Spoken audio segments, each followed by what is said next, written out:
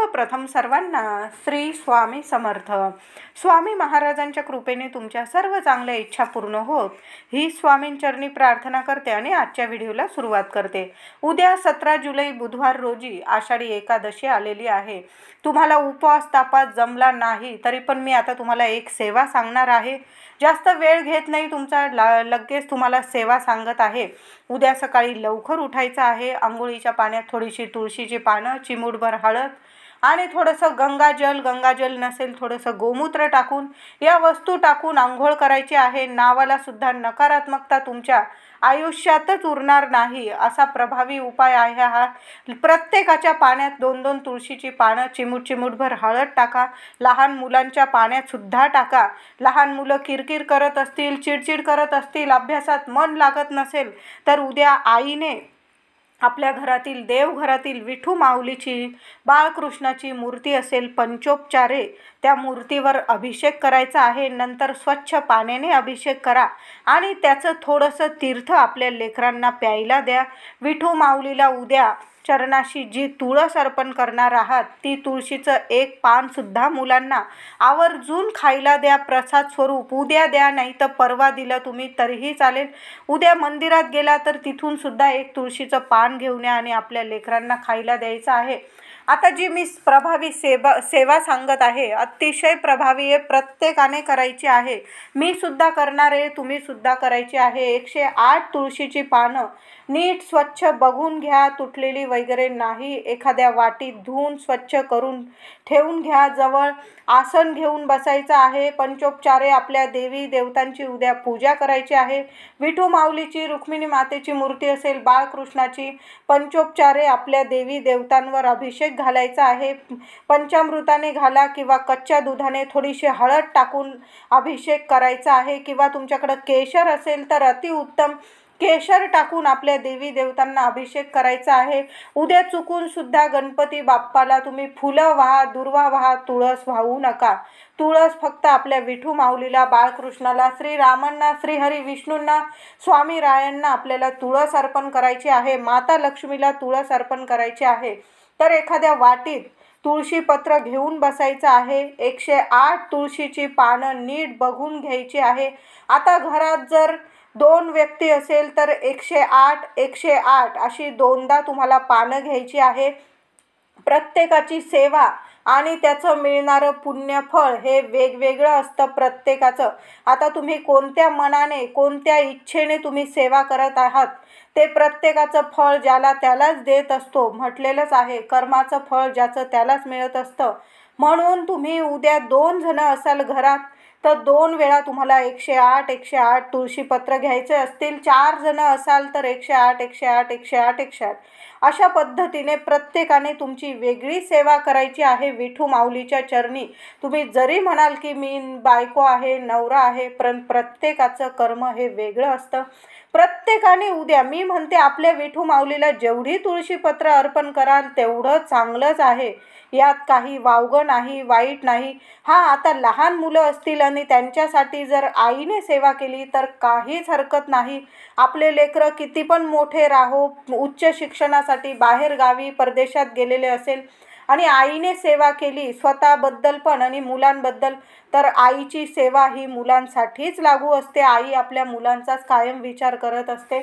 तर उद्या 108 तुळशीपत्र घ्यायची आहे. एखाद्या वाटीत नीट ठेवून घ्या. धूप, दीप, अगरबत्ती. उद्या देव्हाऱ्यातला दिवा अखंड चालू ठेवा. तुपाचा ठेवा, तेलाचा ठेवा, पण अखंड दिवा चालूच ठेवा. उद्या आषाढी एकादशीचा उपवास तिथी प्रारंभ होताच दुसऱ्या दिवशी उपवास सोडोस्तोवर तरी आपला दिवा विझू देऊ नका. आता आपल्याला 108 तुळशीची पानं घेऊन मंदिरात आपल्या देवघरात बसायचं आहे. तुम्ही ही सेवा मंदिरात केली, बाहेर जाऊन तरीही चालेल, पण घरात केली तर अतिउत्तम. शांत बसून आपल्याला ही सेवा करायची आहे. तर थोडासा वेळ तर लागणार आहे. आपल्याला 108 वेळा ओम नमो भगवते वासुदेवाय नमः, ओम नमो भगवते वासुदेवाय नमः, नाहीतर जय हरी विठ्ठल हा मंत्र जपत, हे नाव घेत तुम्हाला 108 वेळा तुळशीची पानं विठू माऊलीच्या चरणी अर्पण करायचं आहे. प्रत्येक पान हातात घेऊन जय हरी विठ्ठल नाहीतर ओम नमो भगवते वासुदेवाय नमः या मंत्राचा जप करत आपल्याला विठू माऊलीला हे 108 पानं अर्पण करायचे आहे. मनातील इच्छा बोलून घ्या. तुमची जी पण इच्छा असेल विठू माऊली 24 तासाच्या आत इच्छा पूर्ण करेल. इतकी प्रभावी सेवा आहे. तुमच्या मुलाबाळांची प्रगती होण्यासाठी आईने हा उपाय करा. पतीच्या प्रगतीसाठी बायकोने उपाय केला आणि पतिदेवांनी पण वेगळा उपाय केला तर काही हरकत नाही. प्रत्येकाने उद्या विठू माऊलीला, आपल्या माऊलीला 108 तुळशीची पानं अर्पण करा. आधीच तुळशीची पानं आणून ठेवा. तुळशीची पानं उद्या घरातल्या तुळशीचे तोडू नका. आदल्या दिवशी तोडून ठेवा, नाहीतर बाहेरून विकत आणायची आहे आपल्याला. त्याचबरोबर आपल्याला उद्या आपल्या तुळशी मातेची सुद्धा छान पूजा करायची आहे. दोन्ही वेळेला तुळशी मातेला हळदी कुंकू व्हायचं आहे.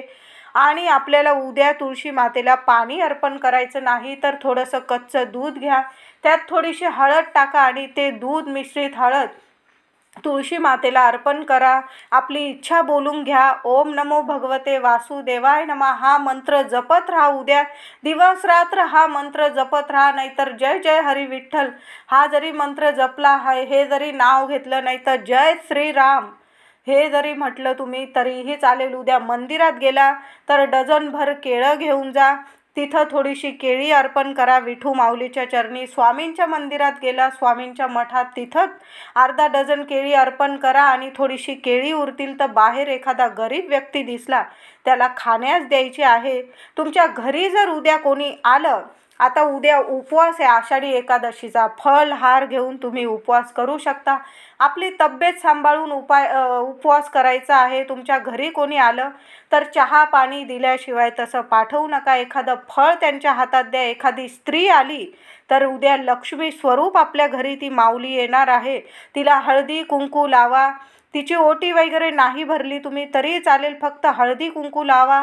तिला एखादं फळ, एखादं केळ हातात दिलं तुम्ही तरीही चालेल. तिचे पाय पडा आणि मग तिला तिच्या घरी पाठवलं, तुम्ही पाठवणी केली तरी चालेल. उद्या तसं पाठवू नका कुणाला. अगदी लहान लेकरू, लहान मुलगी जरी आली, कोणत्या रूपात लक्ष्मी माता श्री हरी विष्णू आपल्या घरी उद्या येतील सांगता येत नाही. म्हणून पाहुणचार केल्याशिवाय अगदी साधा सोपा पाहुणचार करा. चहा द्या, पाणी द्या, केळं द्या. एखादं उद्या केळं आणून ठेवा आपल्या घरात. पिवळी धमक केळं श्रीहरी विष्णूंना, माता लक्ष्मीला खूप प्रिय आहे. म्हणून केळं उद्या जेवढी केळी दान करता येईल, किंवा एखादा उपवास असेल एखाद्या व्यक्तीचा तर त्याला राजगिऱ्याचे लाडू किंवा जे उपवासाचे पदार्थ असतात ते तुम्ही दिले तर अतिउत्तम. उद्या म्हणतात ना, एकादशी आणि दुप्पट खाशी असा उपवास करू नका. जमेल तेवढाच उपवास करा. देव काही म्हणत नाही की तुम्ही एवढाच उपवास करा, तेवढाच करा. मनापासून केलेली सेवा, मनापासून केलेलं व्रत भगवान विष्णूंना अतिशय प्रसन्न करते. म्हणून उद्या कुणाचा अपमान करू नका, कुणाचं मन दुखवू नका. एक वेळेस तुम्ही उपवास तापास नाही केला आणि ह्या गोष्टी जर केल्या, म्हणजे तुम्ही उपवास करताय आणि ह्या गोष्टी केल्या, तुमच्या उपवासाचं काहीही फळ तुम्हाला मिळणार नाही. म्हणून तुम्ही उद्या एक वेळेस उपवास नाही केला तरीही चालेल, पण ह्या गोष्टी चुकूनही करू नका. मांस, मटण, मच्छी काही खाऊ नका. उद्या आपल्याला जेवढी सेवा करता येईल तेवढी सेवा करायची आहे. तुळशी मातेला आपल्याला उद्या तुळशी मातेला पाणी अर्पण करायचं नाही तर दूध अर्पण करायचं आहे. थोडीशी हळद अर्पण करायचं आहे. उद्या महिलांनो, हळदीचे जेवढे उपाय घरात करता येईल, उंबरठ्यावर हळदीचं लेपन करा. मुख्य दारावर सुद्धा हळदीचं एक स्वस्तिक काढा. तुमची तिजोरी असेल त्यावर सुद्धा एक हळदीचं आपल्याला स्वस्तिक काढायचं आहे. उद्या तांदळाच्या डब्यात तुम्हाला 5 हळकुंड सुद्धा ठेवायचे आहे. हो, 5 हळकुंड तुमच्या तांदळाचा मोठा डबा असेल त्यात ठेवून द्या. अखंड लक्ष्मी प्राप्ती होईल तुम्हाला. श्रीहरी विष्णूंना हळद खूप प्रिय आहे आणि अखंड तांदूळ सुद्धा खूप प्रिय आहे. म्हणून तुमच्या घरात जर तुम्हाला भरभराट हवी असेल तर उद्या 5 हळकुंड घ्या आणि तांदळाच्या डब्यात तांदळामध्ये ठेवून द्या. वरून तांदूळ एकत्र करून द्या, म्हणजे कुणाला दिसणार नाही. अशा पद्धतीने तुमच्या हळदीला आणि तांदळाला कधीच काही होणार नाही, याची गॅरंटी मी देते. तुम्ही पुढच्या वर्षी काढले ते हळकुंड तरीही चालेल, तरी पण तुमच्या हळदीला आणि तुमच्या तांदळाला काही होणार नाही. त्याचबरोबर तुमच्या घरात इतकी भरभराट होईल, श्रीहरी विष्णू माता लक्ष्मी अतिशय प्रसन्न राहील. जे जे उपाय सांगितले त्यातील तुम्हाला जेवढे जमतील तेवढे करा. उद्या कुणाचा अपमान करू नका. घरी आलेली कुठल्या व्यक्तीला तसंच पाठवू नका. त्याला एखादं फळ नाही तर चहा पाणी देऊन पाठवा. जेवढं जमेल तेवढं करा. उपवास तापास जेवढं जमेल, तब्येतीला झेपेल तेवढंच करायचं आहे. व्हिडिओ आवडला असेल लाईक करा, सर्वांना शेअर करा, चॅनलला कृपया सबस्क्राईब करा. धन्यवाद.